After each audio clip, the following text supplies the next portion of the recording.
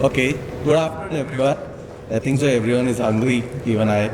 So let me put the point as quickly as possible out here, okay?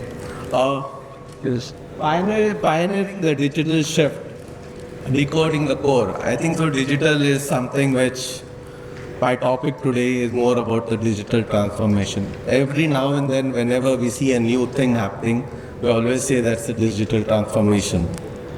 So I'm going to talk about one which is very important, which is the point for discussion, especially in the banking thing, for the payments product.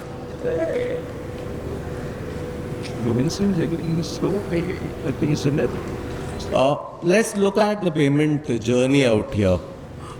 If you look at 2016 when the UPI was started, that's where we have seen a major digital transformation.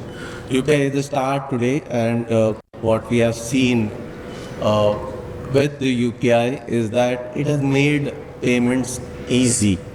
It has also helped everyone out here that removing cash from the society, and that's a major step. As we moved out, getting payments being available 24 by 7, there were other changes which happened in the payment space. Yeah. We saw 2019 when NEFT was 24 by 7, so that we can make payments across every day 24 by 7. Similarly, RTGS came live with 24 by 7 in 2020. These digital shifts helped that business grows accordingly. Now let's look at an ACH, which is more about a corporate funding or corporate payment kind of thing.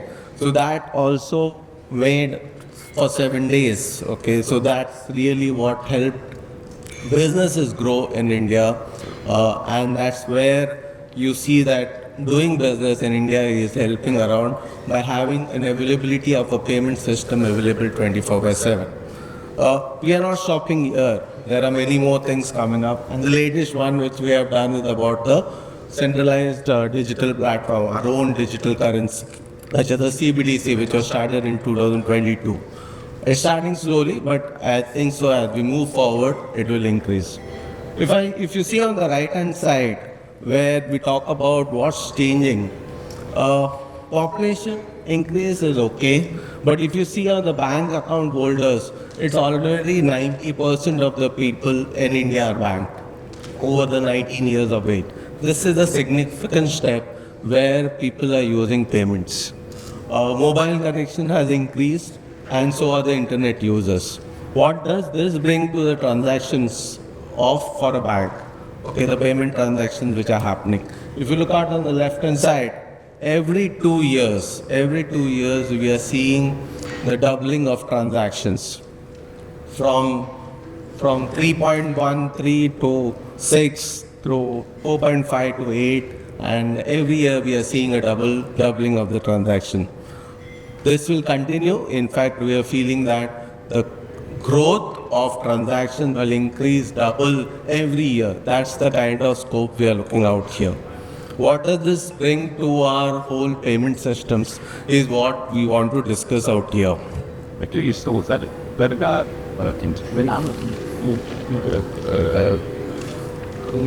So if you look at the banking infrastructure, what is at the core? The core is the base, the core banking system. This is what has revolutionized, which was the digital transformation in the year 2000 to 2010, where core banking is what we call it as the heart of the banking system. okay. This was later on as we have a lot of channels. If you see on the left hand side, there are a lot of channels which connect to the core banking. These are the channels which somewhere make some kind of payments. So that's why this payments, everything was built on the core banking system. Now as we move forward, what does a payment journey of a payment is? There is business transformation, there's accounting, there's reporting, and there are a lot of interfaces which happen. But if you look at the right hand side, the number of payment systems have increased. The clearing payment journey, the clearing houses, there are lots of payments which come into the picture. What we see that all those have been put onto the core banking system. So this is where we are saying that the core banking system, which was Ideally, one which was supposed to be a ledger went on to become a system which was everything was happening onto the core banking system, including the payments, a lot of payment. So what do we see here? This is building a lot of stuff onto the core banking system. If you look at the previous slide, which I talked about the transactions, it just says that the number of transactions sitting on the core banking system is just increasing. And now, if we increase more from the ledger perspective, we look at payments doing on the core banking, what do we see? There's a lot of activities happening on the core banking system. So that's why we say that legacy cannot be digitalization. We'll have to think about a new solution. And that is where we talk about. So let's talk about the risks about here. There are many risks when we think about having core banking system doing all the functions of the thing. We look at availability. Imagine a case where there is a sudden rise in the number of volumes for the bank and the core banking system comes down. What happens to the whole system? The bank might come down for a period of time. Resilience is one thing where how much time it takes to come back. So all these are challenges which we are seeing. Scalability. Today, when we see the volume grows very rapidly. Consider the case for the IPL which is completed recently. You can see a surge coming somewhere in the evening. The Dream 11, which we always try to say that. There is a lot of UPI surge, there is a lot of transaction surge coming into the backend system. This impacts the whole system kind of thing. So are the systems scalable? Do you think that the CBS will be scalable enough to take care of this? Similarly, we are looking at adaptability. If you see, there are so many regulatory changes coming into the picture.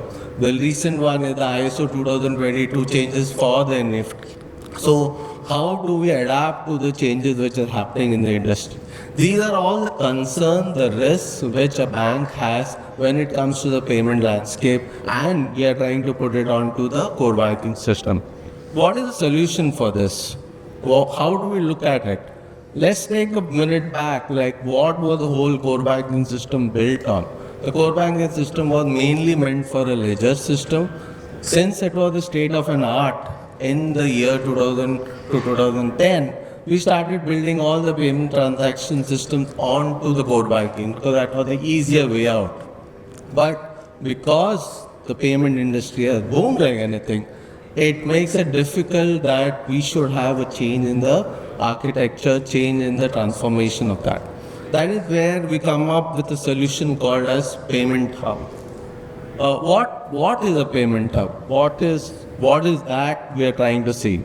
First of all, the major aspect is that we are trying to bring out all the functions, features from the core banking outside to a very new system, which will take care, which is on a new platform, has a new technology, and ability to work with volume, with all the features which is required, and it is outside the heart of the banking system.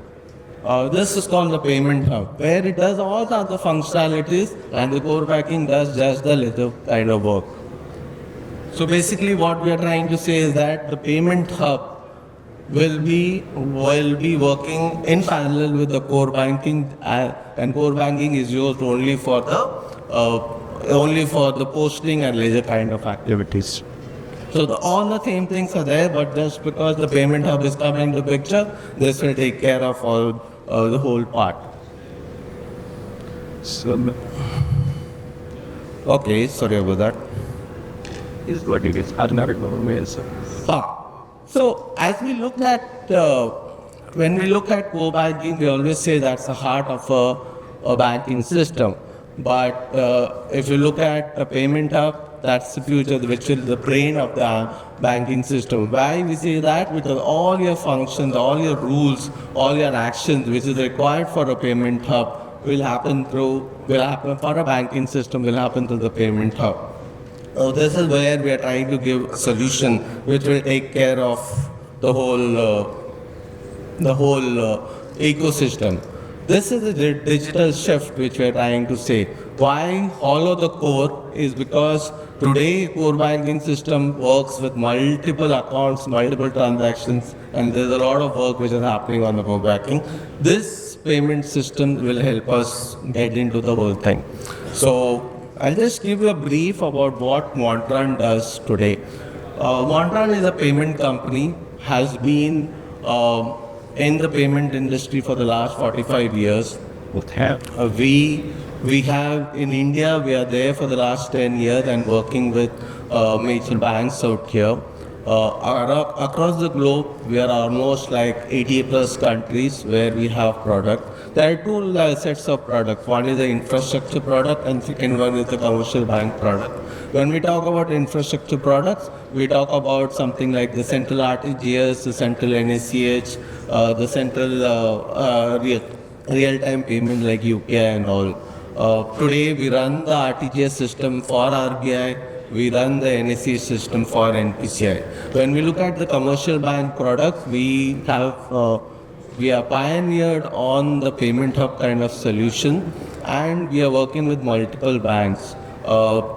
SBI, ICICI, Axis Bank, Yes Bank, a lot of the big banks where they are trying to look at a solution, they're trying to work on the solution of moving out from the core. So the hollow the core is the concept which they are trying to say that this ledger, the CBS will work as only as a ledger, the payment hub will do all the kind of activities which is related to that. Though it is all microservice driven, it is state of the art, it is benchmark to take care of not 10x kind of volume, but 100x kind of volume can happen at a given point of time. That's the whole thought process about getting this whole payment up solution. We are also doing a lot of work in terms of end-to-end solution for a bank, and we have services like the testing and the application support. That's also part of the whole thing. I'll just leave it out here. If we have more detailing to be done, we have a stall out here where we can talk in detail about our banking products and all.